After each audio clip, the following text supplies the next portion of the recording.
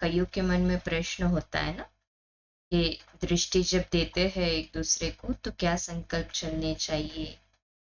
तो आज दादी जी हमें इसका बहुत सरल उत्तर दे रहे हैं। दृष्टि देते समय कोई हमें संकल्पों को चेक नहीं करना है।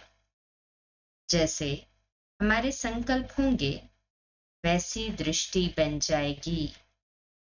सदा अच्छी दृष्टि रहे, सबके प्रति सुखकारी हो, हमारी दृष्टि में दोष न हो, ऐसी दृष्टि सदा हमारी बनी हुई हो। जैसे देवताएं किसको देख करके दृष्टि नहीं देते, लेकिन उनकी दृष्टि से सबको सुख मिलता है। तो सदा के लिए हमारी दृष्टि ऐसी हो, क्योंकि हम देवता व एंजल बन रहे हैं। बाबा की दृष्टि सब बच्चों के लिए स्नेह भरी है, कल्याण भावना वाली है। हम दृष्टि देते नहीं, लेकिन दृष्टि से जो कुछ कहना होता है वह कह देते हैं। उसको जो खींचना था वह खींच लेता। शब्दों में आने की जरूरत नहीं। बाबा के कमरे में कई बातों का दृष्टि से उत्तर मिल जाता है। ऐसे हमारी दृष्टि से भी सबको महसूस हो। बाबा ने कभी 3-4 मिनट बैठकर किसी को दृष्टि नहीं दी। सभा में आएगा, 1 सेकंड में सबको करंट दे देगा। करंट का पावर हाउस है ना, सबको सेकंड में दृष्टि से पावर भर देता। खींचने वाला खींचे, देने वाला तो लुटा रहा है, पर खींचने वाले में भी ताकत चाहिए ना उस पावर को एब्सॉर्ब करने की। मैं बाबा की दृष्टि में हूं, मेरी दृष्टि में बाबा है। ऐसी दृष्टि हमारी सदा बनी रहे। डबल अंडरलाइन करें इस महावाक्य को, अपने जीवन का पंच लाइन बना दे। मैं बाबा की दृष्टि में हूं और बाबा मेरी दृष्टि में है। यदि ये लाइन भी हम बार बार याद करते रहेंगे ना, तो खुशी का पारा चढ़ा रहेगा। कभी अफेक्ट नहीं होगे, कोई भी बात से डिस्टर्ब नहीं होंगे। दूसरा प्रश्न है, अपनी शुभ भावनाएं दूसरों तक पहुंचाने के लिए हम बाबा के संग में ही रहे या उसके लिए विशेष कोई संकल्प करें। इसका उत्तर देते हैं दादी जी। बाबा के साथ साक्षी होकर पार्ट प्ले करने से बहुत मदद मिलती है। जैसे बाबा करता है वैसे हम करें। ऐसा करने के योग्य हम तब बनते जब सब के लिए शुभ भावना है। जैसे बाबा न्यारा होकर काम करता है, ऐसे मैं भी करूं और एक्यूरेट करूं। कमल फूल समान रहकर करूं, प्योरिटी के साथ करें ना कर्म। बाबा के हर कार्य में कभी कोई गलती हो नहीं सकती। तो ऑलमाइटी अथॉरिटी है ना, कैसे गलती होगी।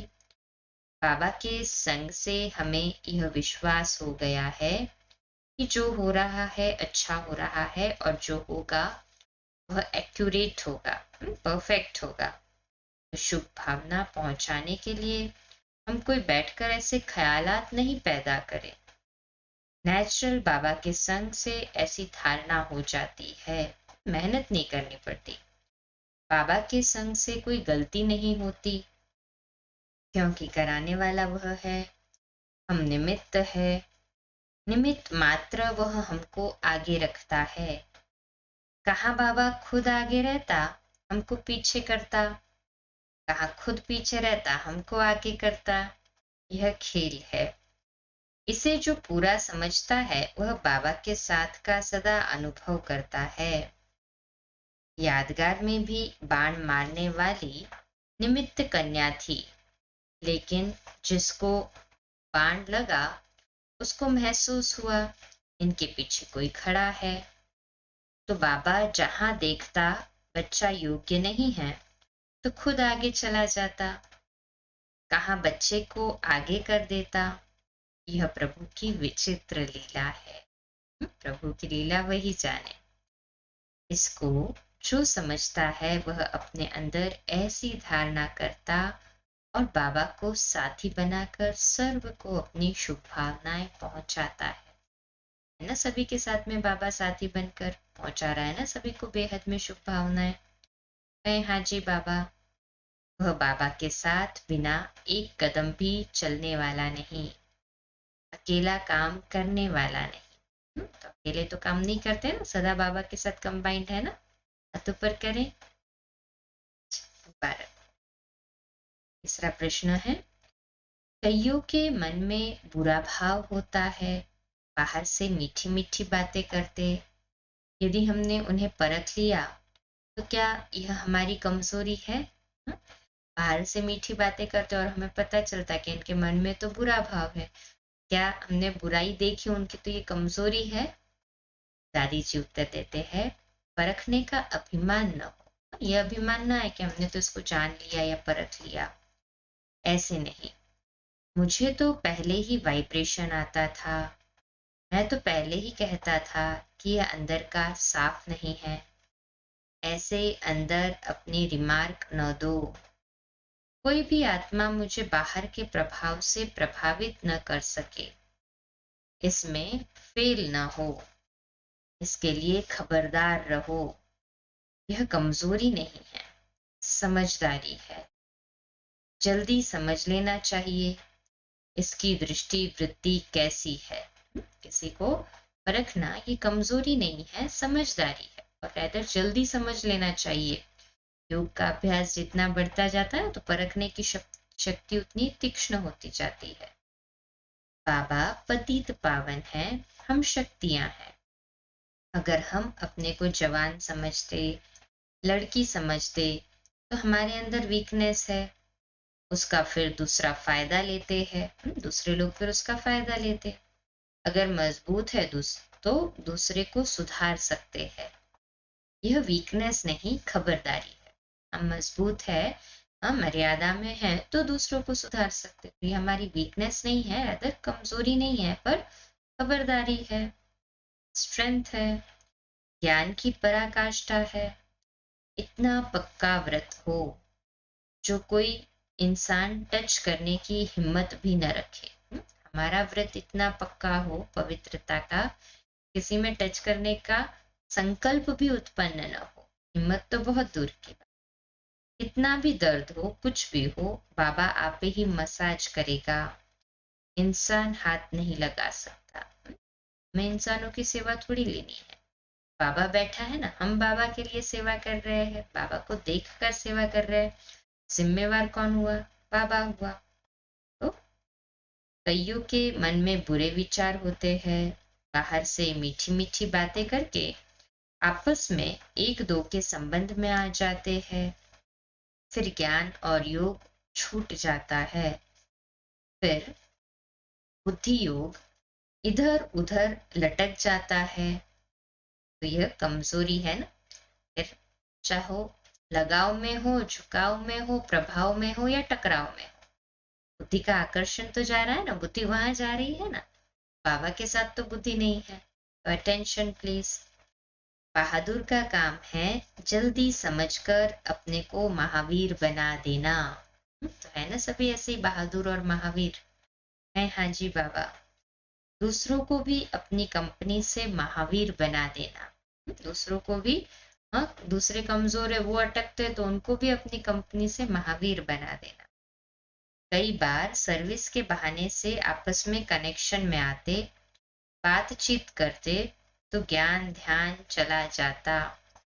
यह वीकनेस है। हम मर्यादा में ऐसे रहे जो हमारा आपस में एक दो की उन्नति के लिए, कल्याण के लिए व्यवहार हो। हम औरों की सेवा करते, अपनी स्थिति खलास न करते। Double underline. दूसरों की सेवा करते करते अपनी स्थिति खलास न करें। मर्यादा में पक्के रहो।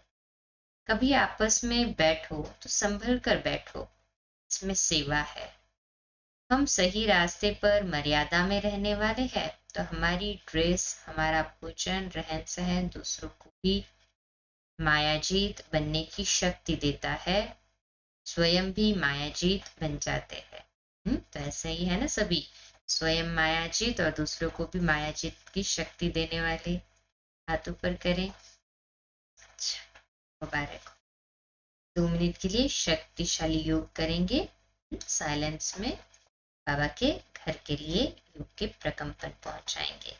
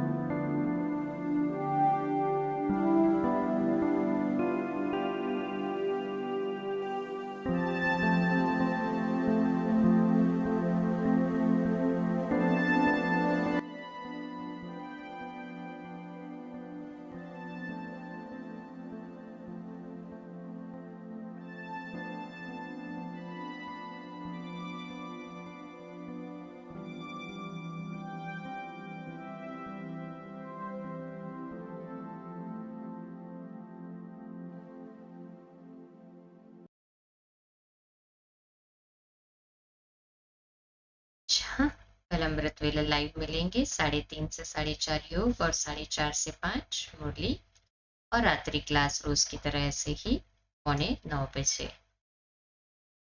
ओम शांति, शुभ रात्रि।